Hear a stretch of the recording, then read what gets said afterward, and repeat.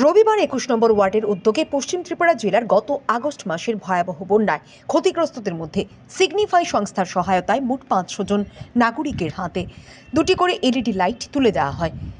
পাশাপাশি গত ৩ বছরে ২১ নং ওয়ার্ড এলাকায় কী কী কাজ সম্পন্ন করা হয়েছে সে ব্যাপারে একটি রিপোর্ট কার্ডও জনগণের উদ্দেশ্যে তুলে দেন এলাকার কর্পোরেটর অলোক ভট্টাচার্য।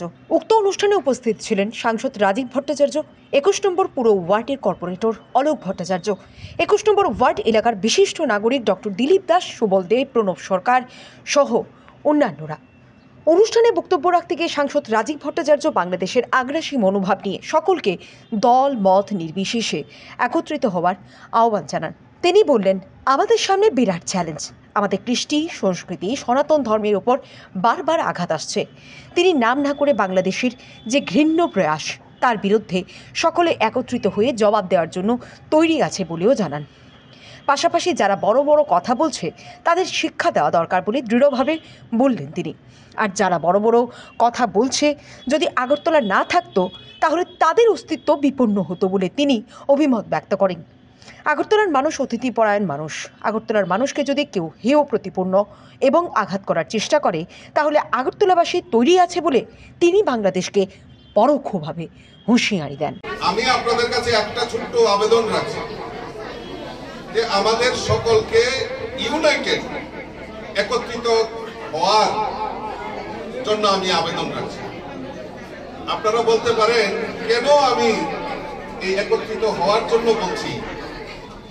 সামনে আমাদের বিশেষ চ্যালেঞ্জ। আমরা সবাই ১ মিনিট চুপ করতে পারি কিনা? আমাদের সামনে বিরাট চ্যালেঞ্জ। আমাদের কৃষ্টি সংস্কৃতি, আমাদের সনাতন ধর্মের উপর বারবার আক্রমণ সংঘটিত হচ্ছে।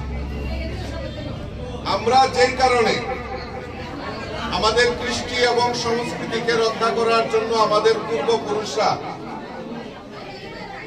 এই ভারতবর্ষের ভূমিতে পটভূমিতে আমরা আশ্রয় নিয়েছিলাম, সেই চ্যালেঞ্জটা আবার বারবার আমাদের সামনে ছুড়ে দেওয়া হচ্ছে। কিন্তু আমি দৃঢ় বিশ্বাস এই যে ঘৃণ্য চক্রান্ত, এই চক্রান্তের জবাব দেওয়ার জন্য আমরা সবাই একতাবদ্ধ হয়ে, আমরা এই ইউনাইটেডলি আমরা একতাবদ্ধ হয়ে তার উপযুক্ত জবাব দেওয়ার জন্য আমরা তৈরি আছি। যারা এখন বড় বড় কথা বলছেন তাদের শিক্ষা দেওয়া দরকার যে এই ত্রিপুরা রাজ্য অর্থাৎ আগরতলা, এই আগরতলা যদি না থাকতো, সেদিন যদি সহযোগিতা না করতো, আজকে যারা বড় বড় কথা বলছে তাদের অস্তিত্ব বিপন্ন হতো, তারাও অস্তিত্বের আজকে যে বড় বড় কথা বলছেন সেটা কোনোদিন বলতে পারতেন না। কাজেই এই আগরতলা বিশেষ করে তার একটা ইতিহাস রয়েছে। আবারও আগরতলাকে টার্গেট করে কথা বলা হচ্ছে। আমি মনে করি যারা এই কাজগুলি এই কথাগুলি বলছেন, আগরতলার ষড়যন্ত্র নিয়ে কথা বলছেন, তাদের শিক্ষা নেওয়া দরকার যে আগরতলার মানুষ প্রাণপ্রিয় মানুষ, আগরতলার মানুষ অতিথায় পরায়ণ, আগরতলার মানুষ ত্রিপুরা রাজ্যের মানুষ সর্বশক্তি দিয়ে মানুষকে সহযোগিতা করা, সেবা করা, এটাই মানুষকে তার লক্ষ্য। আর এইটাকে যদি কেউ আঘাত করার চেষ্টা করে তাহলে আগরতলা এবং ত্রিপুরার মানুষও তৈরি আছে তার উপযুক্ত জবাব দেওয়ার জন্য।